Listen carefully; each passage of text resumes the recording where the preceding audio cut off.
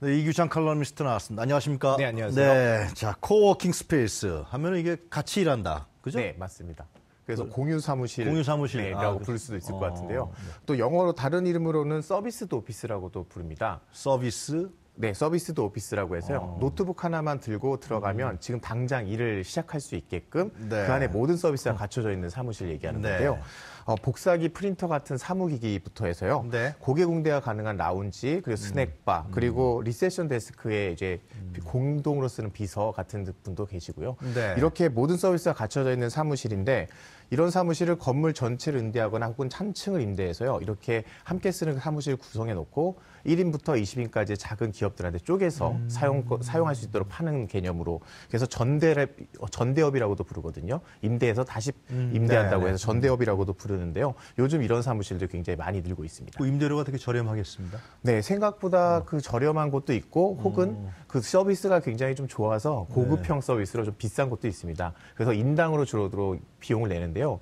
아주 저렴한 곳은 30만 원 정도부터 또 비싼 곳은 70만 원대까지 좀 다양하게 그래요? 있습니다. 그럼 기존에 소호 사무실이라고 있었잖아요. 네, 있었죠. 어떤 차이가 있는 거예요? 네, 기존의 소호 사무실 임대업에서 서비스가 약간 더해진 개념이라면 네. 여기는 서비스 비중이 훨씬 더 크다라고 볼 수 있습니다. 네. 1990년대 닷컴 버블 열풍 이후에 소호 사무실이 많이 생겼잖아요. 지금도 비슷한 점은 전 세계적으로 스타트업 열풍이 불면서 작은 기업들이 많이 생기고 있거든요. 네. 그래서 작은 사무실의 수요는 굉장히 늘었는데 여기다가 디지털 노마드라고 불리는 직장이 없이 직업만 있는 개인 사업자 같은 사람들이 굉장히 많이 늘었고요. 네. 여기에 전체적으로 수요가 늘었는데 여기에 더해서 요즘 세대들이 좀 인테리어라든지 좀 더 서비스를 더 중시하는 경향들이 있어요. 그래서 네.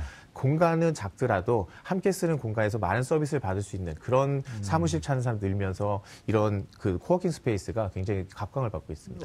수가 얼마나 됩니까? 코워킹 스페이스. 네, 올해 코워킹 스페이스가 전 세계로 13,800여 곳에 달할 전망인데요. 전 세계로. 네, 그리고 우리나라에서는 예. 네, 일하는 사람이 118만 명인데 우리나라에도 벌써 한 100여 곳이 운영되고 있습니다. 거의 다 최근에 2년 이내에 생긴 곳들이 대부분인데요. 네. 홍대와 합정역 부근에서 좀 젊은 창업자들, 창작자들이 좀 있고요. 그리고 강남역부터 삼성역 사이의 테헤란로 중심에 이쪽에서는 개발자들이라든지 디자인 이런 쪽에서 모바일 앱을 만드는 그런 회사들이 굉장히 많습니다. 예. 그럼 한 달에 한 임대료 적게는 30만 원. 네. 그게 1인당입니다. 1인당? 네. 그러면 10명이면 그게 300이 되고요. 별로 싼 것 같지 않아요? 네, 싸지 않죠. 보증금이 없겠죠, 그 대신에? 네. 그게 가장 그 대신에 이제 무슨 다른 경비 같은 게 없이 그냥 30만 원만 내면 되는 거니까. 네, 맞습니다. 사실 고시원이라는 곳에 보면 네. 이 보증금을 구하기 못하는 사람들이 한 달에 일정액만 내면 전기세, 수도세 걱정 없이 이용하듯이 사무실 중에서도 그런 곳에 해당된다고 볼 수 있는데요. 좀 더 고급형 서비스라고 볼 수 있습니다. 젊은 사람들한테 인기가 좋겠군요, 아주. 네, 특히 이제 맞습니다. 온라인 사업을 하거나 게임 산업을 하거나 네. 그런 이제 IT 관련이라든가 요즘에 얘기하는 제4차 산업혁명과 관련된 업종들 이런데. 그래서 주 이용자들 20, 30대 젊은 층입니다. 밀레니얼 그렇군요. 세대라고도 부르는데요. 네. 이 사람들이 이용하는 이유가 뭔가 봤더니 공간과 서비스, 네트워킹 이 세 가지 요소를 꼽더라고요. 일단 공간은 요즘 청년들이 좋아할 만한 취향의 고급 인테리어가 있어야 되고요. 그래요? 서비스는 뭔가 편하게 그 카페처럼 넓은 라운지 공간이 있어서 자기의 사무실에서 일하는 사람도 있지만 네. 카페 같은 그 넓은 공간에 나와서 사람들하고 이렇게 그 편하게 넓게 열려 있는 곳에서 이야기하고요. 또 우리 사업 아이템을 좀 숨겨야겠다. 이런 사람들보다는 야, 나 이런 아이디어였는데 어떻게 생각해? 라고 다른 사람들과 교류를 하면서 아이디어를 더 발전시키는 이렇게 좀 널려 있고 공유, 개방이라는 문화에 익숙한 사람들이 그래서 코워킹이군요. 네, 맞습니다. 거기서 소호 사무실과 차이가 좀 있는 것 같습니다. 그리고 요즘엔 대기업들도 이런 코워킹 서비스 이용하거든요.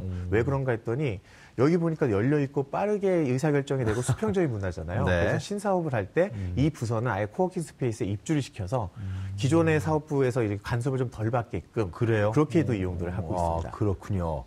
자, 앞으로 이 코워킹 오피스라든가 서비스라든가 이러한 유형의 어떤 전대업이라고 그러셨죠? 네. 많이 발전하겠네요. 굉장히 급격하게 성장하고 있는데요. 네. 2010년에 처음 등장한 위워크라는 회사가 가장 유명하거든요. 네. 근데 전 세계에서 41개 도시에서 160개점을 지금 운영을 하고 있습니다. 그 토지나 건물을 하나도 소유하고 있지 않은 기업인데 네. 이 기업 가치가 200억 달러니까 우리나라 쪽으로 20조 원이 넘거든요. 네. 건물 하나 없는 기업이 이렇게 기업 가치가 높게 평가받으면서 최근에 국내에서는 상립한 지 2년 만에 패스트파이브라는 회사가 16개 지점을 내고 얼마 전에는 벤처 투자를 또 받아서 네. 연말까지 또 6개를 낼 예정이고 상장도 계획을 하고 있다고 하니까 네. 관련 비즈니스가 굉장히 빠르게 성장하고 있다고 생각할 수 있습니다. 정부에서도 이런 부분에 관심을 갖고서 좀 지원을 한다 그러대요. 네, 맞습니다. 네. 사실 신생기업한테 가장 큰 부담 중에 하나가 사무실 임대료, 그 글쎄 보증금이잖아요. 말이에요. 그 보증금 내다 보면 네. 다 끝나요. 네, 맞습니다. 사실 또 그래서 목돈 없이 창업하기 굉장히 힘들었었는데 네. 이런 코워킹 스페이스가 생기면서 목돈이 좀 없어도 쉽게 창업할 수 있게 되니까 서울시에서 또 올 5월에 오픈하는 창업 허브라는 공간 오픈합니다. 네. 우리나라에서 최대 규모인데요. 여기에서 원래 산업인력공단이 있던 그 자리, 마포 공덕동에 말씀하시는 네, 거예요? 맞습니다. 거기에 열면 올해 한 1,000개 스타트업이 그러니까 기업이 1,000개가 이 안에 네. 들어가서 공유 사무실을 공유하면서 서울시에 사는 겁니까? 네, 맞습니다. 5월에 오픈 예정이거든요. 경구 쪽에도 옛날 보건소 했던데 거기다도 네. 만들었었는데. 맞습니다. 곳곳에 조금씩 하나씩 열고 있고요. 네. 신촌 앞에 지하도로, 그 연대 앞에 네. 지하도로가 있었는데요. 그게 네. 사람들이 안 다니면서 거기가 죽은 공간이었거든요. 여기도 카페로 바꿔서 서울 창업 카페라는 공간으로 이렇게 서울시에서 바꾸기도 했고요. 그래요? 곳곳에 이렇게 좀 쉽게 사람들이 모여서 서로 창업 아이템을 이야기하고 사무실이나 회의실로 쓸 수 있는 공간들이 계속 늘고 있습니다. 네. 이런 곳은 또 무료라는 게 또 가장 큰 장점이죠. 그 공덕동 거기는 무료입니까? 네, 아니겠죠? 맞습니다. 대신 거기는- 심사를 해서 좀 서울시에서 이런 스타트업은 좀 지원해 줄만 하겠다라는 네. 곳에다가는 무료로 임대를 해주고요. 또 각종 뭐 창업 관련돼서 세무라든지 법무 이런 것들도 상담해 주거나 지원을 또 해준다고 하니까요. 창업 그래요. 관심 있는 분들은 서울시에서 한번 이렇게 이용해 볼 스타트업에 대한 지원 육성 방안이 적극적이면은 이 성과가 뭐 짧게는 5년 그죠? 네.